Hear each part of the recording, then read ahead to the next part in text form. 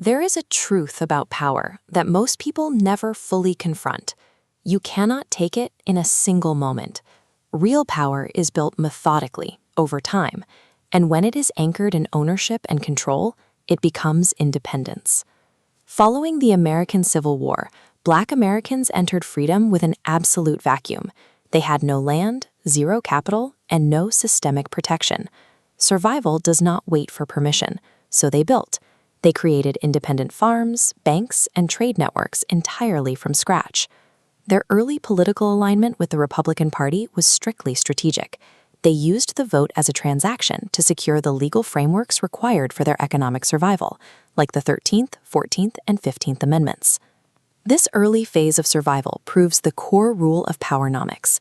Any group that completely controls its economics ultimately dictates its own future. This idea of economic sovereignty is not an untested theory. It is a proven, highly functional ecosystem that flourished in isolated pockets across America. Take Tulsa's Greenwood District in 1921. It was a complete commercial center featuring Black-owned banks, hotels, and theaters. Money circulated internally at extraordinary levels, building a self-sustaining system. The same applied to Rosewood, Florida, and Seneca Village in New York. These communities successfully mastered land ownership, cultivated skilled labor pools, and governed their own political participation. Then, a recurring pattern emerged. These systems of progress were deliberately erased. This reaction functioned as an institutional tool. Through policy changes, legal barriers, and organized violence, competing systems responded aggressively to shift the balance of resources. The violent destruction of these towns proves that Black economic power was highly effective. It was a functional reality that had to be physically interrupted to maintain the prevailing status quo. Recognizing this pattern of erasure, early 20th century leaders formulated a direct response. They demanded internal production rather than external protest. Leaders like Marcus Garvey and Elijah Muhammad shared a strict strategic doctrine. They focused on building insulated economies, establishing everything from independent shipping lines to grocery stores. Malcolm X refined this principle further.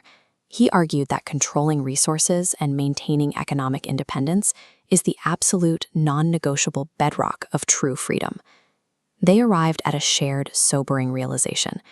Without the anchor of owned infrastructure, any progress granted by an outside entity is entirely temporary. During the 1960s, the strategy underwent a profound shift. Energy moved away from building internal infrastructure and pivoted heavily towards securing federal legislation.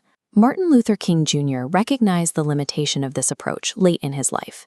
He saw that securing legal rights without a foundation of economic power ultimately creates permanent dependency.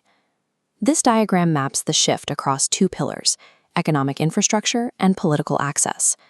By abandoning banks and manufacturing, resources drained from infrastructure and funneled entirely into pursuing voter equality. Consequently, this pursuit left the community reliant on external systems for jobs, capital, and survival. The 1960s traded the pursuit of unshakable economic sovereignty for political access. It resulted in an incomplete victory that halted the momentum of self-sustaining wealth. Reinstating economic discipline after decades of focusing on inclusion introduces serious behavioral friction. In the 1980s, Tony Brown exposed this dynamic through the 80-20 principle. To understand the activation gap, look at this distribution. A tight, active 20% sits at the core, surrounded by a static 80%.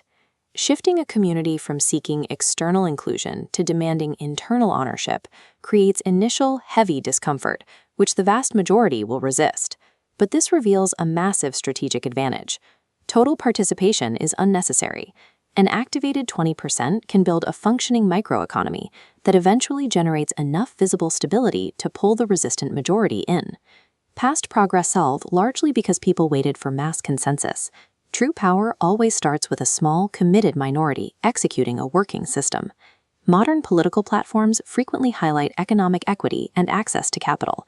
But access is vastly different from ownership. To achieve sovereignty, you have to own the capital.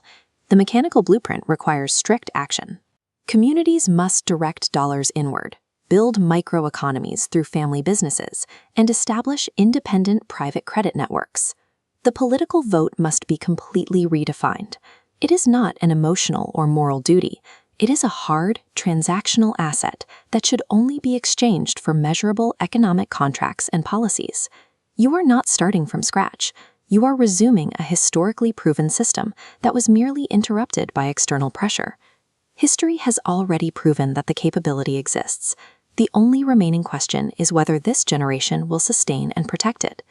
The moment you understand this pattern, power is no longer something you ask for. It is something you build.